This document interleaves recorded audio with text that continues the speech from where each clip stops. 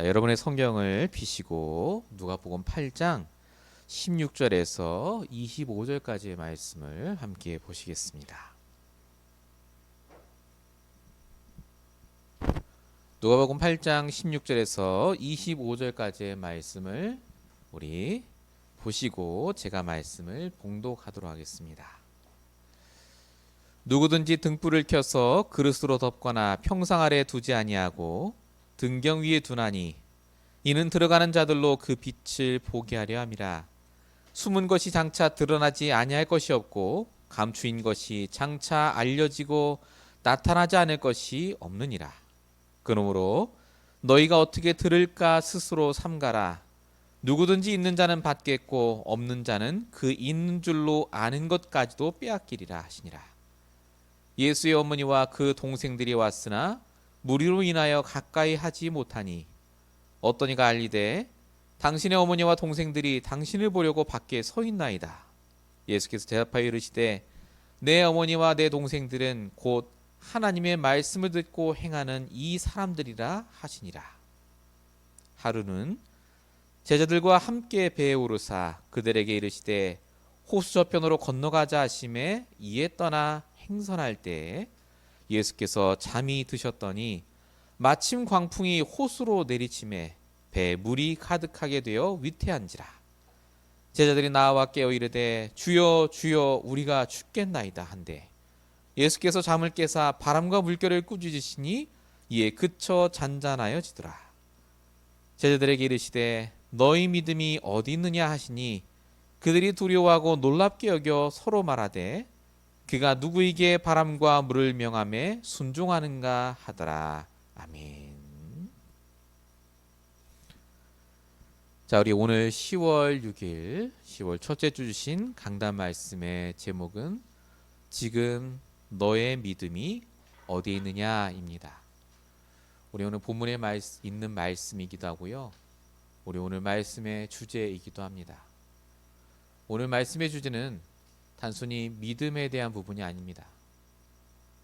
당연한 믿음에 대한 부분입니다. 당연한 믿음. 하나님은 지금 우리에게 믿음을 원하시는 게 아니라 당연한 믿음을 원하십니다.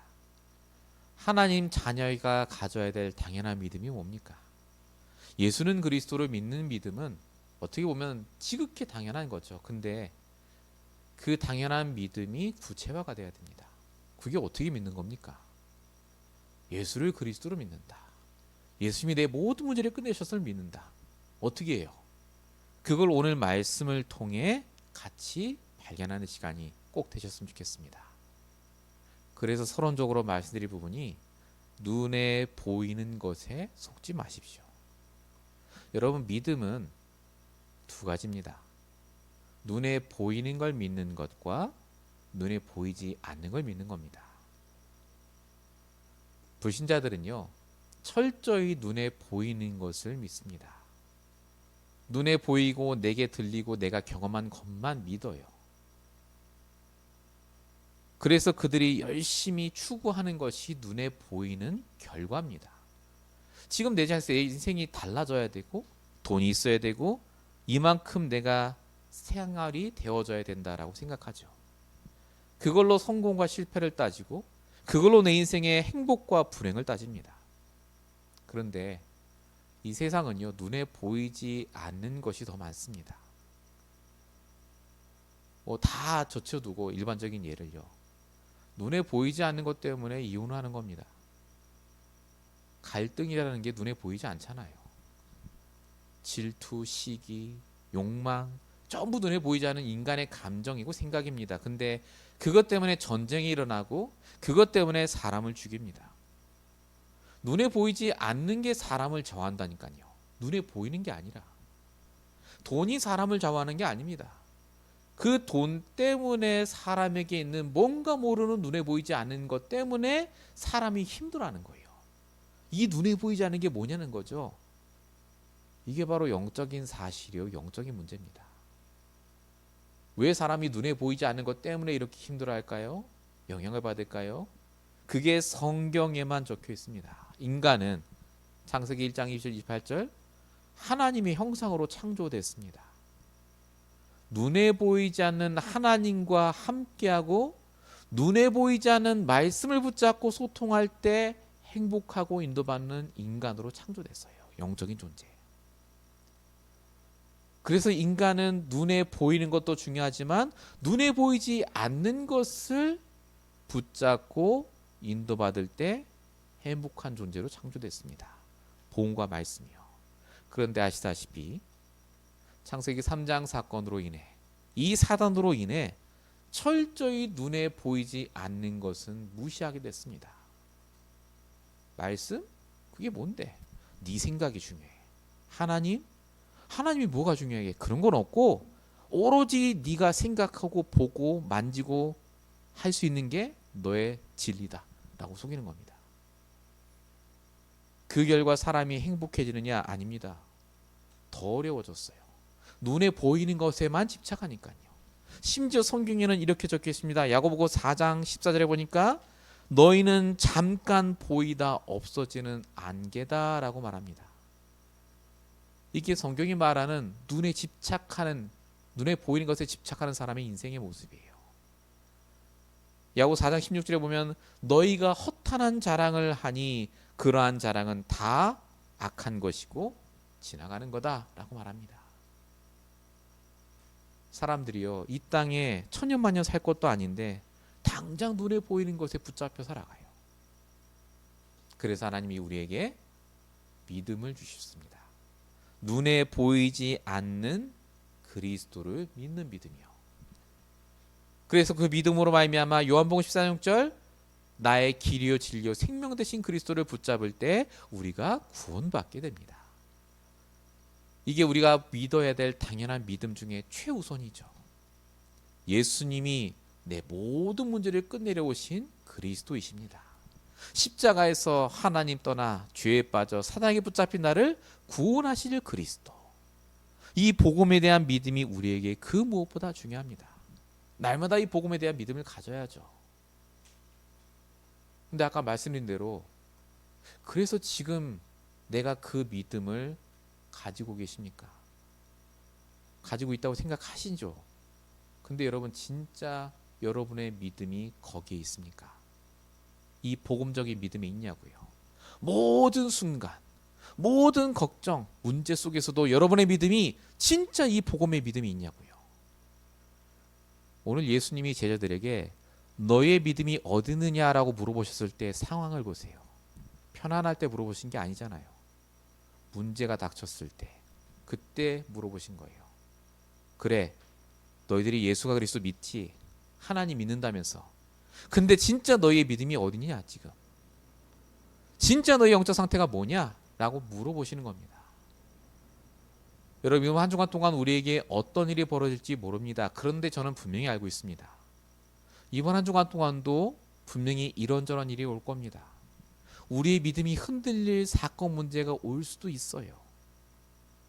그때 이 질문을 기억하시기 바랍니다. 지금 너희의 믿음이 어디 있느냐? 오늘 말씀 제목이에요. 당연한 믿음을 그래서 회복해야 됩니다. 당연한 믿음. 예수는 그리스도 믿는 그 믿음 말고요. 그건 너무나 당연한 거고. 그거에 진짜 나의 믿음이 될 수 있도록 내가 가져야 될 구체적인 믿음이 뭐냐는 거죠.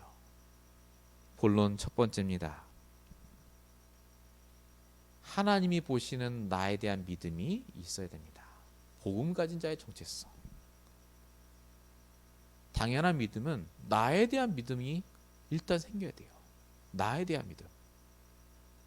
여러분, 저와 여러분은 우리의 생각보다 더 많은 것을 갖고 있습니다. 하나님이 보시는 나는 빛을 가진 사람이에요. 생명의 빛을 가진 자. 오늘 본문 우리 보셨죠? 16절에 누구든지 등불을 켜서 그릇으로 덮거나 평상 아래 두지 않고 등경 위에 두나니 이는 들어가는 자들로 그 빛을 보게 하려 함이라. 우리 지난주에 이게 예배라고 우리 같이 받았습니다. 근데 사실은 이 빛이 성도를 가리킵니다. 이게 성경에 너무너무 많이 나와요. 에베소서 5장 8절만 봐도 너희가 전에는 어둠이니 이제는 주 안에서 빛이라. 예, 이 등불이 우리를 말합니다. 야, 우리가 빛이다. 우리가 생명의 등불이다. 그게 어쨌단 말이냐? 여러분 16절을 보세요. 그 등불을 어떻게 하라고요? 많은 사람들을 밝히도록 등경 위에 이렇게 매달아 둔다 그 말입니다. 벽에다가 그렇게 매달아 둔다고 말씀하셨습니다. 이유가 있다 그 말이죠. 왜 우리를 빛이라고 하셨습니까? 에베소서 6장 12절에 세상의 어둠의 주관자 사단이 다 덮고 있기 때문에, 그래서 우리를 빛으로 부르셨다 그 말입니다. 하나님이 보시는 우리는요, 그래서 없어서는 안 될 인물이에요. 아무리 그 빛이 작다 할지라도 있어야 돼요. 내가 보는 나의 모습은 어떻습니까? 저와 여러분은 충분히 살 이유가 있습니다. 하나님 보시기에 충분히 가치가 있는 존재예요. 우리는 목적과 이유가 있기 때문에 이 땅에 보냄받았습니다. 그게 하나님 보시는 나고 그게 당연한 믿음입니다. 사단이 주는 말에 속지 마세요. 그래서 저와 여러분이 없으면 안 됩니다. 가정이 안 되고 현장이 안 되고요, 이 사회가 안 돌아가요. 저와 여러분이 그 자리에 존재하고 계시고 말씀 듣고 기도하고 계시고 아무것도 안 해도 그냥 있기만 해도 여러분들은 빛입니다. 그 빛으로 수많은 사람이 살아난다니까요. 하나님 보시는 우리는요, 가장 귀한 존재입니다. 그냥 십자가에서 나를 위해 죽으신 하나님이 아니라 그 정도까지 하나님은 나를 보고 계시다니까요. 마태복음 5장 14절에 뭐라 적혀 있죠? 너희는 세상의 빛이라 산이 있는 동네가 숨기지지 못할 것이다. 저와 여러분은 한 명 때문에 감추어져야 되는데, 흑암이 덮여야 되는데 그게 드러나게 돼 있습니다. 우리에게 맡기신 사명이 있어요. 이걸 놓치지 않는 것이 믿음입니다. 여러분, 나에 대한 믿음을 포기하지 마세요. 내가 이유가 있기 때문에 거기 사는 겁니다. 그 일을 하시는 겁니다. 지금 그 시간표를 보내시는 거예요. 왜 자꾸 지금 내가 있는 상황 조건만 가지고 속습니까? 눈에 보이는 것에 속지 말라니까요. 눈에 보이지 않게 우리를 보시는 하나님의 그 시점을 보세요. 너희는 세상의 빛이라고요. 등불이라고요. 이걸 놓쳤던 사울 왕은 자신의 사명이 아들에게 왕을 물려주는 것이라고만 생각했습니다. 눈에 보이는 거죠. 그래서 망했습니다. 자살했잖아요. 다윗은 그게 아니었죠.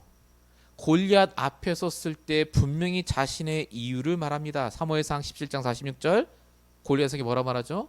온 땅으로 이스라엘에 하나님이 계신 줄 알게 하겠다. 누굴 통해서요? 목동인 나를 통해서. 다윗이 이때 골리앗을 쓰러뜨린다는 100% 자신감으로 말한 게 아닙니다. 돌멩이 던져갖고 사람이 쓰러집니까? 정상적으로는 안 쓰러져요. 다윗이 이때 이 말한 이유는 용기가 아닙니다. 믿음이라니까요. 믿음. 여러분, 문제 오시면 가장 먼저 떠오르는 말이 뭡니까? 어떤 생각이 먼저 나시죠? 아유, 그럼 그렇지. 아유, 내가 왜 인생을 살지? 나는 왜 이렇게 힘들지 인생이? 정말 그렇습니까? 하나님이 원하시는 것은 그게 아닙니다. 당연한 믿음부터 회복하기 원합니다. 하나님이 보시는 내가 따로 있다니까요. 저와 여러분은 하나님의 절대 주권 속에 있어요. 절대 계획 속에 있습니다. 무너지지 마세요. 당연한 믿음. 그 믿음 가진 자를 통해 하나님은 어떻게 하신다고요? 본문 17절 숨은 것이 드러나지 아니할 게 없고 감추인 것이 다 알려지고 나타나게 될 것이다. 나타나게 됩니다. 하나님 살아계신 게 맞구나. 진짜로 하나님이 말씀대로 역사하시는 게 맞구나. 눈에 보이지 않는 복음과 말씀 붙잡고 인도받는 게 그래서 전부입니다. 눈에 보이는 지금의 내 상황에 속지 마세요. 다시 말씀입니다. 결과에 속지 마세요. 우리 인생의 최종 결론은 따로 있습니다. 당연한 믿음. 예수가 그리스도로 믿는다는 말이 바로 요 말이 시작입니다. 나에 대한 믿음이 있어야 돼요. 나. 본원 1번의 두 번째입니다. 이 나에 대한 믿음뿐만 아니라 미래에 대한 믿음도 있으셔야 돼요. 미래. 저와 여러분의 미래는요, 말씀대로 됩니다. 제발 지금 눈에 보이는 걸로 내 미래를 판단하지 마세요. 과거의 경험으로 판단하지 마시라니까요.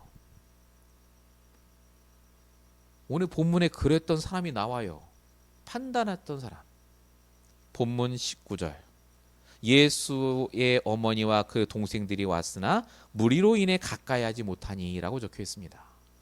갑자기 예수의 어머니가 찾아온 얘기가 성경에 나와요. 이 얘기가 왜 나옵니까?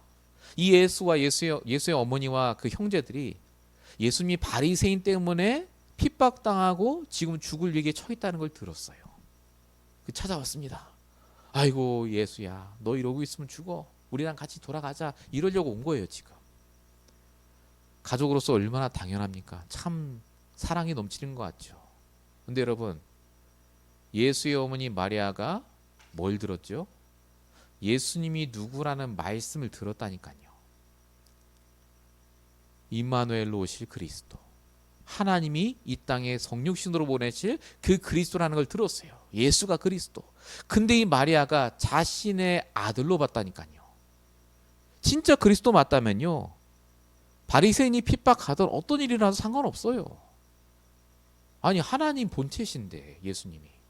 근데 마리아가 말씀대로 될 줄 믿지 않고 내 생각대로 될 줄 알고 지금 찾아온 거예요. 여러분, 성경은요 말씀대로 된다는 걸 끊임없이 얘기하고 있습니다. 이스라엘을 보고 뭐라고 했죠? 이스라엘 다 망할 거라 했어요. 근데 이사야 49장 6절에 포로 속국 노예로 시달리던 이스라엘에게 하나님 말씀 주십니다.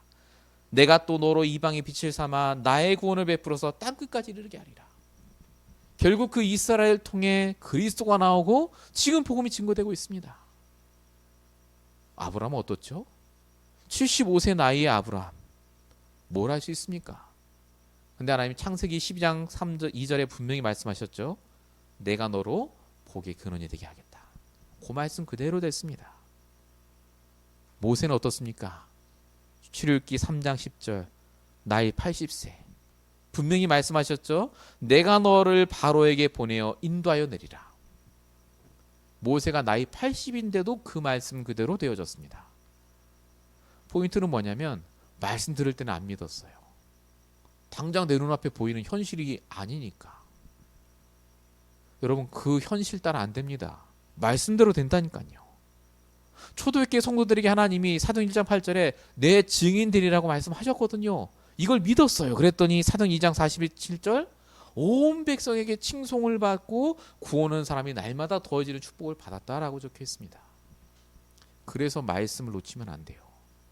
말씀대로 되니까. 당연한 믿음의 시작은 그래서 말씀을 놓치지 않은 겁니다. 말씀대로 될 줄 믿는 거예요. 그래서 예수님이 그 어머니 마리아가 찾아왔을 때 예수님이 뭐라고 하죠? 저 어머니 오셨어요 하니까 예수님이 하신 말씀이 21절이에요. 뭐라고 말씀하시죠? 이르시되 내 어머니와 내 동생들은 곧 하나님의 말씀을 듣고 행하는 이 사람들이라 하시더라. 진짜 말씀대로 될 줄 믿는 사람들이 내 어머니고 내 형제다 그 말입니다. 이만큼 예수님도 철저하게 말씀대로 될 줄 믿으라고 하시는 거예요.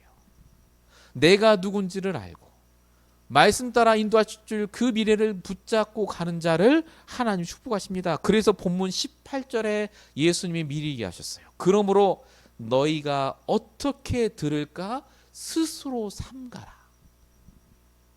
영어로 보면 뭐라고 적혀있느냐? Consider carefully how to listen이에요. 어떻게 들을지 말씀을. 여러분 말씀을 집중해서 들으셔야 돼요. 그게 내 믿음을 좌우합니다. 어떻게 들을지 삼가라. 내가 말씀을 잘 듣고 안 듣고 그게 무슨 상관이죠? 본문 18절 후반부에 예수님이 이렇게 얘기하셨어요. 누구든지 있는 자는 받겠고 없는 자는 있는 것까지 빼앗기리라. 여기서 말하는 있는 자가 뭘까요? 말씀이 있는 자요.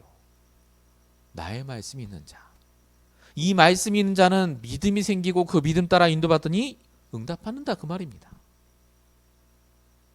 여러분 정말 당연한 믿음을 갖고 계십니까? 나에 대한 믿음, 말씀 성취에 대한 믿음.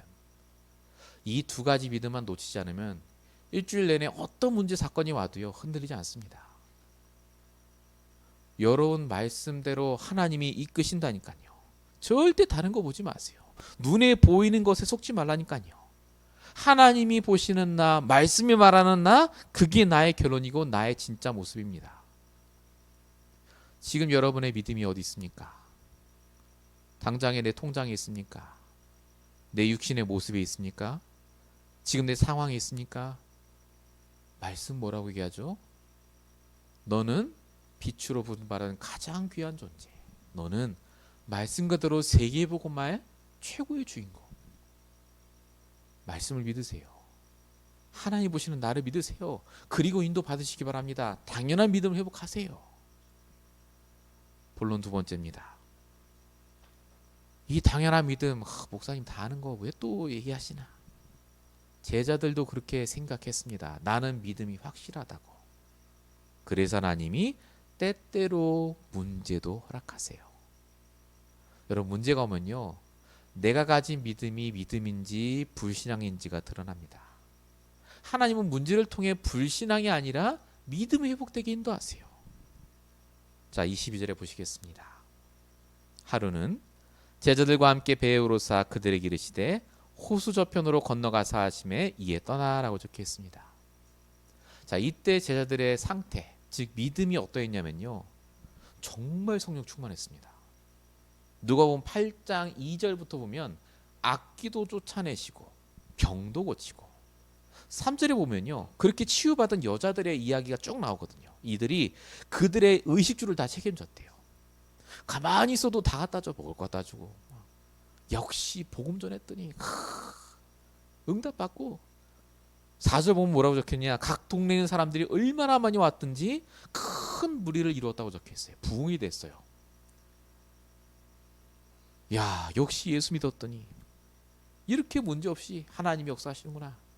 지금 너무너무 좋은 상태예요. 이 사람들한테 너의 믿음이 어디 있냐 그러면 오직 예수 그리스도 했겠죠. 얼마나 믿음 좋았겠습니까? 자, 근데 본문 23절에 보면 뭐라고 적혀있죠? 예수님이 행선할 때 그 배 안에서 예수님이 잠이 드셨는데 마침이라고 적혀있어요. 마침. 광풍이 호수로 내리침에 배물이 가득하게 되어 위태한지라. 지금 예수님도 함께 하신데 왜 마침 문제가 들이닥치죠? 이들의 믿음이 어디에 있는지 하나님이 시험하시려고 보내신 겁니다. 이들의 믿음이요, 아무 문제 없으면 그냥 믿음인 줄 알아요. 근데 지금 문제가 딱 오니까 어떻게 되죠? 본인들이 감당할 수 없는 문제가 오자마자 본문 24절에 제자들이 뭐라고 말합니까? 깨워 이르되 주여 주여 우리가 죽겠나이다. 똑같은 사건을 기록한 마가복음 4장 38절에는 선생님이요, 우리가 죽게 된 걸 왜 돌보지 않습니까? 라고 하나님께 따집니다. 예수님께. 제자들이 믿음을 가진 줄 알았어요. 예수는 그리스도, 모든 문제 해결자. 근데 가짜예요. 본인들에게 문제가 없고 먹고 살만하고 아무 일 없으니까 믿음 좋다고 느낀 겁니다. 이들의 믿음은요, 조금만 문제면 흔들리는 아주 얇은 믿음이었던 거 있죠. 그 믿음으로 사람 못 살립니다. 계속 흔들릴 거예요. 틀린 믿음이라니까요. 문제 없어야 하나님, 예수님이 그리스도고, 나한테 좋은 일만 생겨야 내가 응답받는 거고, 이런 믿음. 이들이 가졌던 잘못된 믿음이 드러나는 시간표였습니다. 근데 여러분, 이게 그들에게 좋은 거였어요. 그래야 이들의 믿음이 바뀔 거 아닙니까? 똑같다니까요. 왜 하나님이 우리에게 문제를 주실까요? 내가 등불이라면서요, 비치고 말씀대로 된다면서요. 근데 왜 문제 주시죠? 내 믿음의 밑바닥을 봐야 됩니다. 진짜 내 믿음의 근본이 뭐냐고요. 종교인과 다를 바 없는 믿음이라면 하나님 문제를 주셔서라도 바꿔야 돼요. 그거요. 그래야 흔들리지 않아요. 흔들리지 않는 믿음, 그게 당연한 믿음 아닙니까? 그래서 고린도서 10장 13절에 뭐라고 말씀하시죠? 사람이 감당할 시험만 주신다고 적혀 있잖아요. 목사님, 저는 감당 못할 시험만 오던데요. 잘못 본 거예요. 왜 감당할 시험이라고 하죠? 우리가 감당 못할 시험이 맞아요. 풍랑을 우리가 어떻게 감당해요? 그때 우리가 믿음을 점검하고 그 문제 속에서 내게 주신 말씀으로 인도받는 겁니다. 하나님이 우리를 죽이시는 게 아니라요. 하나님이 우리를 믿음을 바꾸시는 거예요. 내 근본을 바꾸시는 시간표. 여러분 기억하셔야 됩니다. 예수님이 한 배 타고 계셨어요. 아신다 그 말입니다. 안 죽어요. 망하는 것 같은데 안 망하겠다니까요. 여러분 지금까지 여러분 인생에 진짜 힘든 문제 망할 것 같은 일들 없었습니까? 있었잖아요. 근데 왜 여러분 지금까지 이렇게 계속 생활하고 계시죠? 내가 능력이 좋아서입니까? 아니라니까요. 하나님이 그때그때마다 내 그릇을 바꾸시고 내 믿음을 바꾸시려고 인도하신 거예요. 믿음을 잃지 마십시오. 눈에 보이는 풍랑에 속지 마시고 지금 나와 함께 하신 그 하나님, 내 인생의 배 타고 계신 예수님께 물어보세요. 왜 이 문제가 왔으며 내가 무엇을 바꿔야 되는지, 이 문제 속에 내가 놓치고 있는 게 뭔지 하나님이 응답하신다니까요. 당연한 믿음, 당연한 문제, 필요한 문제, 절대적인 이유가 있는 문제를 주셨다 그 말입니다. 본론 2번의 2번입니다. 그래서 우리가 당연한 믿음을 회복하기 위해서 하셔야 될 게 뭐냐? 질문입니다. 오늘 예수님이 풍랑을 가라앉힌 다음에 제자들을 꾸짖으신 게 아니에요. 딱 한마디 하셨습니다. 본문 25절. 제자들에게 이르시되 너희 믿음이 어디에 있느냐? 왜 못 믿느냐? 이렇게 안 하셨어요. 지금 너희의 믿음이 어디 있느냐는 거예요. 지금 너의 기준이 어디냐는 거예요. 왜 그걸 문제라고 생각하냐? 그 문제라고 생각하는 기준이 뭐죠? 내 생각이잖아요. 죽을 것 같은 거지 죽지 않았잖아요. 힘들어서 너무너무 죽을 것 같은데 그게 아닙니다. 하나님 우리에게 이 당연한 믿음을 회복하도록 계속 질문하고 하세요. 질문하면 됩니다. 그럼 하나님의 절대 주권이 믿어져요. 질문할 때.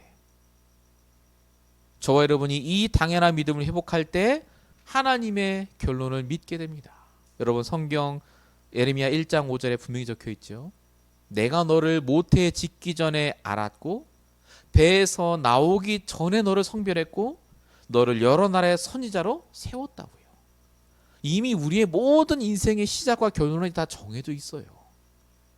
문제가 온 게 아니라 계획 속에 문제가 온 거라니까요.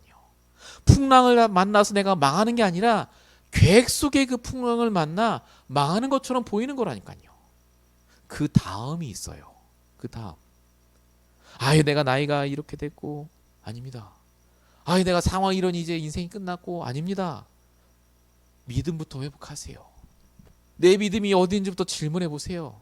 하나님께 간구해 보십시오. 그래서 성경에 뭐라고 말합니까? 복음과 말씀에 집중하면 믿음이 생긴다고 말해요. 여러분 내가 믿어야지 해서 믿음 생기는 게 아닙니다. 로마서 1장 17절 복음에는 하나님의 의가 나타나서 믿음으로 믿음에 이르게 하나니라고 적혀 있어요. 내가 복음에 집중할 때 믿음이 생깁니다. 내가 믿습니다가 믿음이 아니라니까요. 가짜예요. 복음에 집중할 때. 로마서 10장 17절에 뭐라 적혀 있죠? 믿음은 들음에서 나며 들음은 그리스도의 말씀으로 말미암으니라. 말씀을 들을 때 믿음 생깁니다. 복음과 말씀에 그래서 집중하셔야 돼요. 나의 복음, 나의 말씀. 이때 눈에 보이는 것에 속지 않습니다. 당연한 믿음이 생깁니다. 나에 대한 믿음, 미래에 대한 믿음, 문제 속에서 나를 지키시고 보호하시고 인도하시는 하나님에 대한 믿음. 정말 지금 여러분의 믿음의 기준, 생각의 모든 방향이 어디 있습니까? 하나님 오늘 물어보시는 거예요. 본론 세 번째입니다. 그래서 우리가 뭐 해야 될까요? 이제 믿음 주시옵소서. 됩니까? 복음과 말씀에 집중한다는 게 뭘까요? 그게 기도입니다, 여러분. 여러분, 하나님은 우리가 기도하길 원하세요. 믿음 달라고 기도하십시오. 제발. 문제 해결 기도는 하나님이 다 아신다고 적혀 있어요. 성경에. 너희가 구하지 않아도 하나님이 너에게 필요한 걸 미리 아신다라고 적혀 있잖아요. 그럼 기도 안 해도 되냐 그 말이 아니라 하나님께 먼저 믿음부터 달라고 기도하세요. 문제가 해결되면 그리스도입니까? 해결 안 되면 그리스도 아닙니까? 지금 문제가 중요한 게 아니잖아요. 그 문제 때문에 내가 지금 헤매잖아요. 왜 헤매죠? 믿지를 못하니까. 당연한 믿음이 내게 없으니. 그래서 여러분 믿음의 기도부터 하셔야 돼요. 얼마나 기도해야 되느냐? 바울처럼만 기도하면 돼요. 생을 걸고 하는 기도. 여러분 오늘 풍랑을 만났잖아요. 제자들이. 성경에 똑같이 풍랑 만난 사람이 바로 바울이에요. 사도행전 27장 24절. 바울이 죽을 것 같은 풍랑을 만났을 때 바울만 배 밑으로 내려가서 기도합니다. 근데 이 바울이 기도할 때 믿음의 기도를 한 것 같지 않아요. 하나님 저는 여기서 살아날 수 있습니다 이렇게 안 한 것 같아. 왜냐하면 바울에게 하나님이 말씀을 일으키셨어요. 바울아 두려워하지 말라.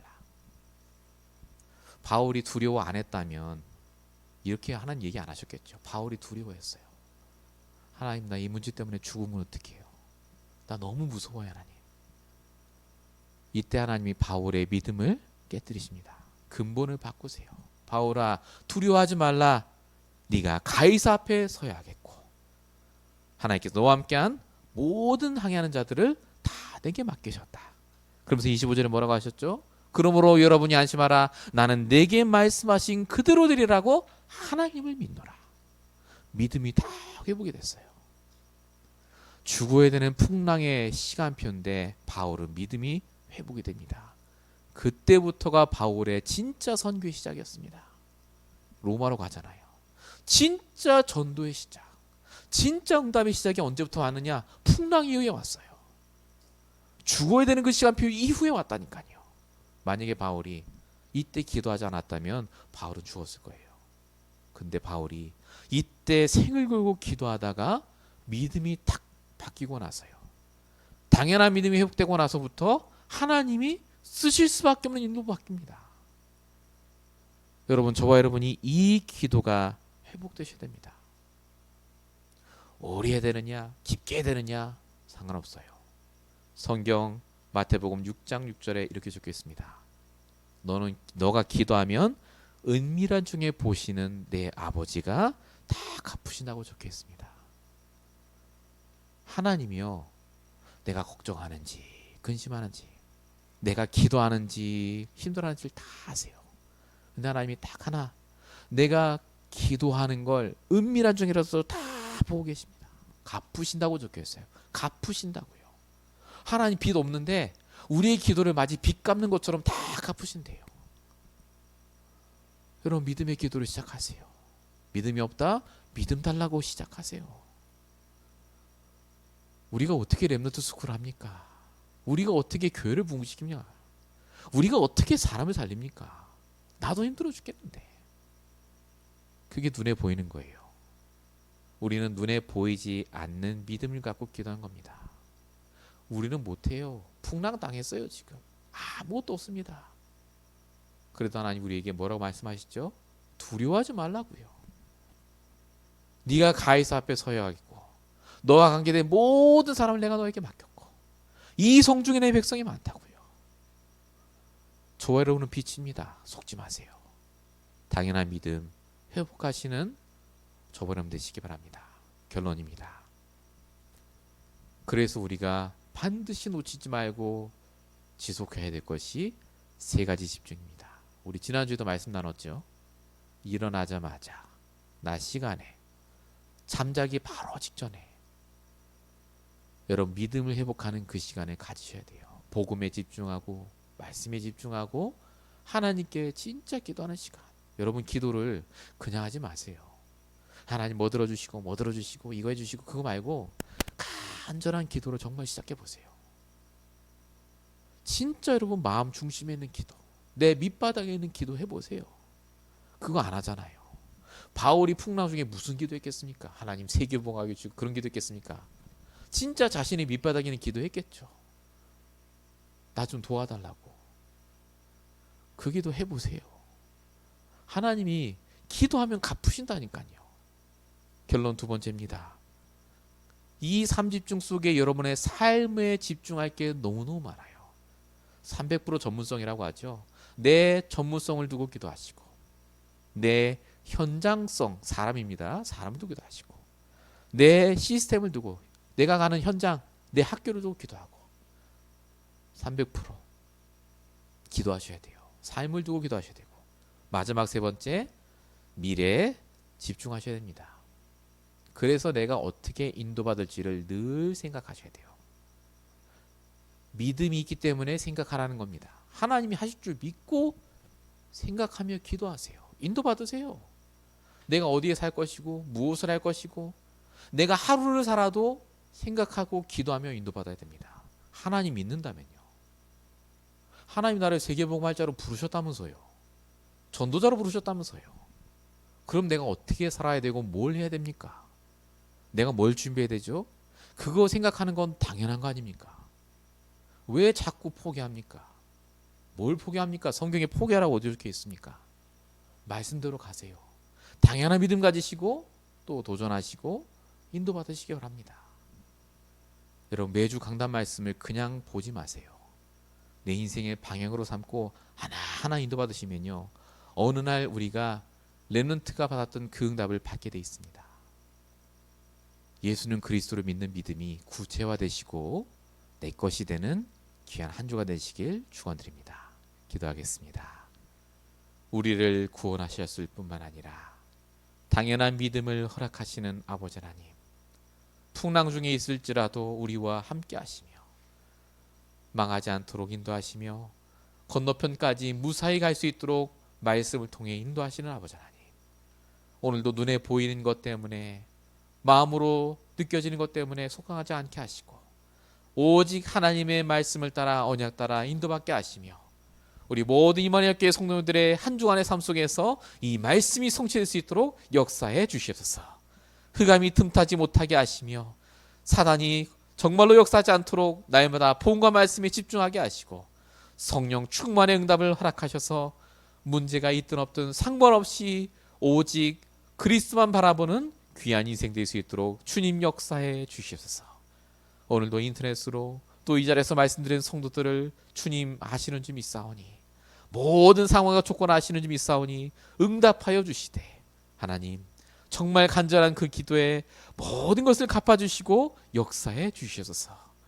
하나님이 예배드리는 모든 일 속에 역사하시고 응답하실 줄로 믿사오고 우리 원하신 예수 그리스도의 이름으로 감사하며 기도했습니다. 아멘.